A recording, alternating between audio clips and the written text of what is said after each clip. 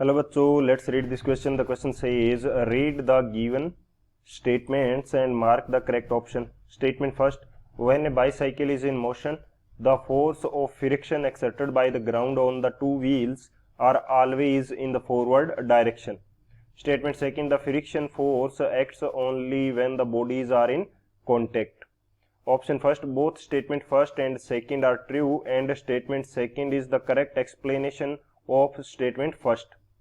Option second: both statement first and statement second are true, but statement second is not the correct explanation of statement first. Option third: statement first is true, but statement second is false. Option fourth: statement first is false, but statement second is true. तो इस question के अंदर हमें दो statement given है, उनके according हमें correct option choose करना है. तो बात करते हैं हम लोग की कंसेप्ट की यदि बात की जाए इस क्वेश्चन के लिए की कंसेप्ट, तो हमारे पास क्या की कंसेप्ट होगा. फर्स्ट ऑफ ऑल तो हमें ये पता होना चाहिए कि जो फ्रिक्शन फोर्स है वो होता क्या है. फ्रिक्शन फोर्स हमारे पास वो फोर्स है जो किन्हीं भी दो ऑब्जेक्ट्स के बीच में या दो सरफेसेस के बीच में रिलेटिव मोशन को अपोज करता है जब दोनों सरफेसेस क्या होती है, कॉन्टेक्ट के अंदर होती है. यानी कि जैसे ही दो सरफेसेस कॉन्टेक्ट के अंदर हैं और वो एक दूसरे के अगेंस्ट मोशन करने का ट्राई कर रही हैं, तो हमारे पास जो इन दोनों के रिलेटिव मोशन को अपोज करने वाला फोर्स होगा वो क्या होगा, फ्रिक्शन फोर्स होगा. सो यहाँ पे फ्रिक्शन के लिए मैं एक स्टेटमेंट लिखूंगा कि ये हमारे पास कैसा फोर्स है, कॉन्टेक्ट फोर्स है. ये हमारे पास कैसा फोर्स है, कॉन्टेक्ट फोर्स. कॉन्टेक्ट फोर्स वो होता है जब तभी जो तब अप्लाई होता है जब दो सरफेसेस क्या हो, कॉन्टेक्ट में हो, दो बॉडीज आपस में कॉन्टेक्ट में होनी चाहिए. तो फ्रिक्शन भी तभी अप्लाई होता है जब when two surfaces are in contact. When two surfaces are in contact. Two surfaces are in contact, जब वो दोनों क्या होंगी, कॉन्टेक्ट के अंदर होंगी. तो ये हमारे पास फ्रिक्शन फोर्स होता है. सेकंड यहाँ पे की कंसेप्ट क्या हो जाएगा. सेकंड की कंसेप्ट के अंदर हम देखते हैं कि जो फ्रिक्शन फोर्स होता है वो बाईसाइकिल पे किस तरह से लगता है. Friction force on bicycle. Bicycle जो होती है उसके ऊपर किस प्रकार से ये अप्लाई होगा वो देखते हैं. तो बाईसाइकिल का जो व्हील्स जो होते हैं, ये मैं मान लेता हूं कि मेरे पास व्हील है. तो बाईसाइकिल के व्हील्स को चलाने के लिए हम किसकी हेल्प लेते हैं, जो पेडल्स उसके अंदर दिए होते हैं उनकी हेल्प से हम एक्सटर्नल फोर्स जनरेट करते हैं. वो एक्सटर्नल फोर्स जनरेट किया जाता है आगे की डायरेक्शन में, यानी कि फॉरवर्ड डायरेक्शन में, जिस डायरेक्शन के अंदर हम क्या करते हैं, इसको मूव कराना चाहते हैं. तो यहाँ पे हमारे पास क्या होगा कि आगे की डायरेक्शन में हमने एक्सटर्नल फोर्स दे दिया with the help of pedals. तो ये हो जाएगा एफ एक्सटर्नल. तो मूवमेंट हमारी कहाँ हो रही है, मूवमेंट हो रही है आगे की डायरेक्शन में. मूवमेंट हमारी आगे की डायरेक्शन में हो रही है. एक्सटर्नल फोर्स हमने अप्लाई किया है पेडल्स के थ्रू, और अर्थ सरफेस के ऊपर फोर्स कहाँ लगा रहा है, ये जो व्हील है, और वो कहाँ लगा रहा है, वो लगा रहा है पीछे की तरफ. वो कहाँ लगा रहा है, पीछे की तरफ. तो ये हो जाएगा फोर्स ऑन अर्थ. अर्थ के ऊपर फोर्स व्हील लगा रहा है जो कि पीछे की डायरेक्शन में लगा रहा है. सो इसकी वजह से इसको फ्रिक्शन फोर्स कहाँ मिल रहा है, जो एफ आर है फ्रिक्शन फोर्स, वो अभी हमें क्या मिल रहा है, आगे की तरफ मिल रहा है. सो इस कंडीशन के अंदर हमारे पास फॉरवर्ड डायरेक्शन के अंदर मूवमेंट हो रही है. ये हमारे पास मूवमेंट की डायरेक्शन है, आगे की तरफ हमें फ्रिक्शन मिल रहा है. तो इस प्रकार से बाईसाइकिल के ऊपर फ्रिक्शन अप्लाई होता है. तो ये हमारा मेन की कंसेप्ट हो जाएगा. इस की कंसेप्ट की हेल्प से इस क्वेश्चन को सोल्व करते हैं.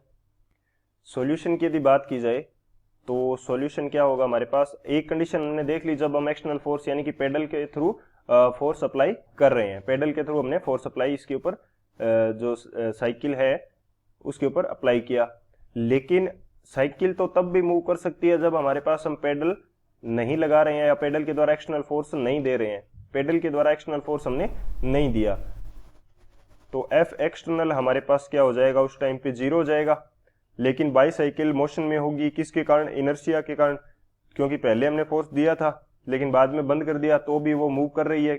किससे, इनर्शिया ऑफ मोशन के कारण वो मूव कर रही है. क्योंकि हम एक बार पेडल देने के बाद में यदि रोक देते हैं पेडल्स को, तो भी साइकिल जो है वो मूव करती रहती है. तो उस टाइम पे क्या कंडीशन होगी, ये व्हील होगा, ये अर्थ सरफेस होगी. अब भी ये मूव कर रहा है किस डायरेक्शन के अंदर, फॉरवर्ड डायरेक्शन के अंदर. मूवमेंट कहाँ है, फॉरवर्ड डायरेक्शन के अंदर. तो फॉरवर्ड डायरेक्शन के अंदर इसको लेके कौन जा रहा है, फॉरवर्ड डायरेक्शन के अंदर इसको लेके कौन जा रहा है, जो इनर्शिया के कारण मोशन हो रही है उसके कारण ये आगे की तरफ जा रही है, लेकिन यहाँ पे एक्सटर्नल फोर्स तो जीरो है।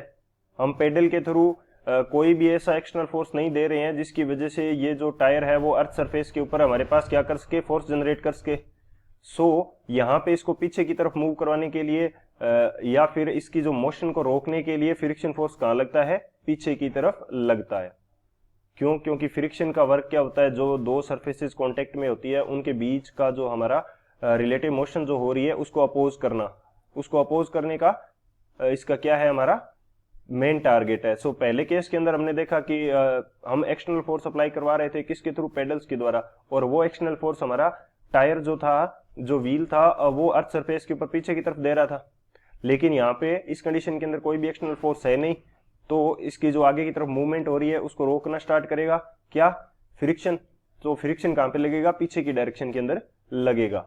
सो हमारे पास दोनों डायरेक्शन के अंदर, फॉरवर्ड और बैकवर्ड दोनों डायरेक्शन के अंदर ये फोर्स लगता है, फ्रिक्शन फोर्स। तो हमारा जो ऑलवेज फॉरवर्ड वाला कंडीशन है वो गलत है।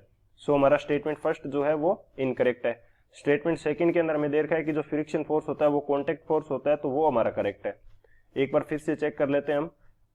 फर्स्ट हमें क्या दे रखा है, उसके अंदर क्या गलती है कि are always in the forward direction, forward direction में हमेशा नहीं होता। सेकंड हमें क्या दे रखा है, friction force acts only when two bodies are in contact. Yes, ये बिल्कुल करेक्ट है, जब दो बॉडीज कॉन्टेक्ट में होंगी तभी ही फोर्स, फ्रिक्शन फोर्स अप्लाई होगा। तो हमारे पास कौन सा ऑप्शन करेक्ट हो जाएगा, फर्स्ट स्टेटमेंट हमारा इनकरेक्ट है, सेकंड करेक्ट है। तो statement first is false and statement second is true, यानी कि जो ऑप्शन डी है वो हमारा करेक्ट हो जाएगा। So option D is the final answer. I hope you understood it well. Best of luck. Thank you.